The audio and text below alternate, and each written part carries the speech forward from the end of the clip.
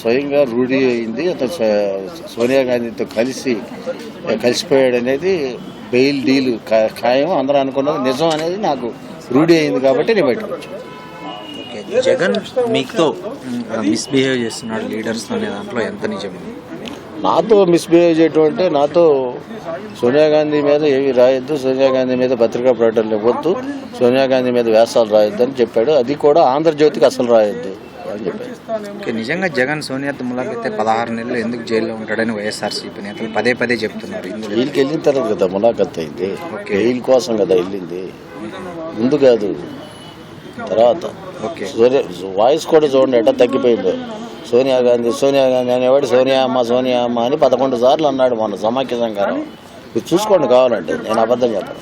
జగన్ కు షర్మిలకు మధ్య కూడా విభేదాలు ఉన్నాయండి. ఎందుకు ఉన్నాయి మనకు తెలియదు.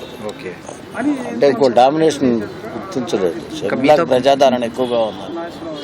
మీతో పాటు వైఎస్ఆర్ పార్టీ నుంచి ఇంకా ఎవరెవరు బయటకు వచ్చే అవకాశం ఉంది? చాలా మంది వస్తారు మా జిల్లాలో. ఫర్ ఎగ్జాంపుల్ ఇప్పుడే చెప్పలేదు, చెప్తాను. చాలా మంది వస్తారు. ఎందుకు కారణం ఏమంటారు? ఏదండి వాళ్ళంతా ఎందుకు బయటకు రావాలని? ఇప్పటికే ఒక సామాజిక వర్గం దూరం అయిపోయిందండి కృష్ణా జిల్లాలో, విజయవాడ పార్లమెంట్ సీటు విషయంలో. అట్లాగే బయటకు వచ్చేవాళ్ళు చాలా మంది. అసలు ఎంతమంది మొదట పార్టీకి వచ్చి నా దగ్గరికి వచ్చి కలిసిన అసంతృప్తులు కోకొల్లలు.